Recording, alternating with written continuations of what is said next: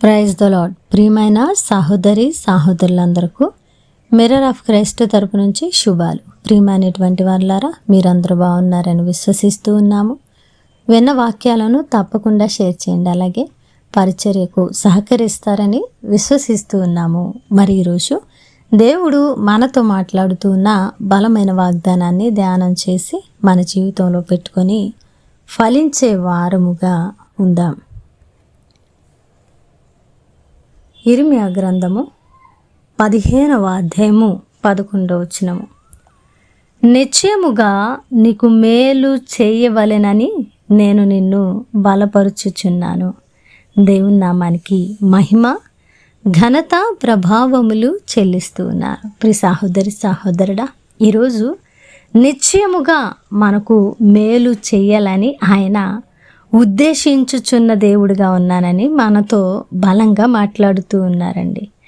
ఈరోజు ఒకవేళ మేలు కొరకు ఎదురు చూస్తూ దేవుని సన్నిధిలో ప్రార్థించడి వ్యక్తిగా ఉన్నావా? అయితే శుభ వాగ్దానము.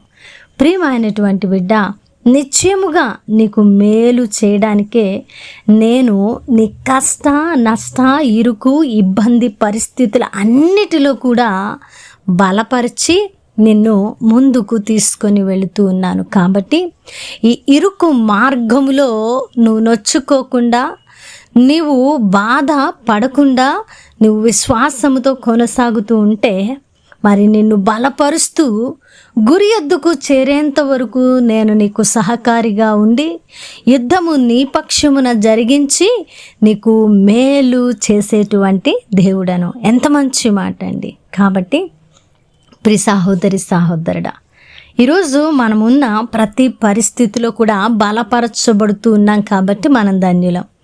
దేవుడు మనల్ని బలపరుస్తూ ఉన్నారంటే ఆయన ఉద్దేశము మనకు మేలు జరగాలని, ఆయన ఉద్దేశము మనము ఆశీర్వాదకరంగా ఉండాలని, ఆయన ఉద్దేశము మనము నీతికి పాత్రులముగా మరి రక్షణ మార్గంలో నడవాలని. కాబట్టి ఈరోజు మనల్ని కొన్ని ముళ్ళు గుచ్చుతూ గాయాలు చేస్తూ ఉంటే వాటిలో మనము పాఠాలు నేర్చుకొని మనము సహనముతో ముందుకు నిరీక్షణ కలిగి వెళ్ళే వారంగా ఉండాలి. ప్రతి పాఠము కూడా మనకు ఒక అనుభవమే.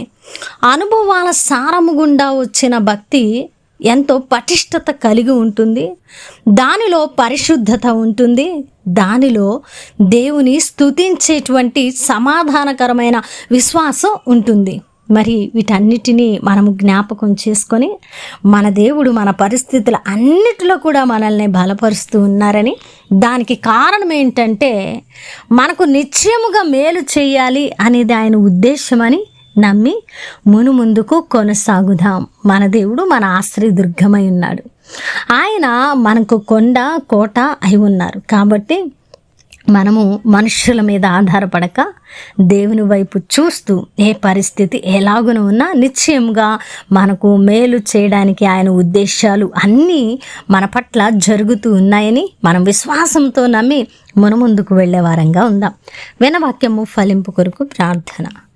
పరిశుద్ధుడా, ప్రేమ కలిగిన తండ్రి, అద్భుతకరుడా, అద్భుతమైన వాగ్దానము ద్వారా మాతో మాట్లాడి మా హృదయాలను కట్టి బలపరిచారు. అవును ప్రభువా, మాకు మేలు చేయడం మీ ఉద్దేశమై ఉండగా మేము నమ్ముతున్నాం ప్రభువా.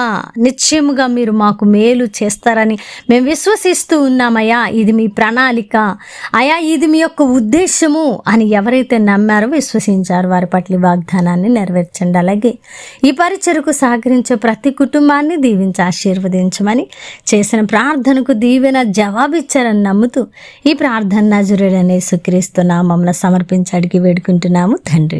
ఆమేన్. ప్రియమైన దేవుని బిడ్డలారా, విన్న వాక్యాన్ని తప్పకుండా షేర్ చేయండి, పరిచర్యకు సహకరించండి.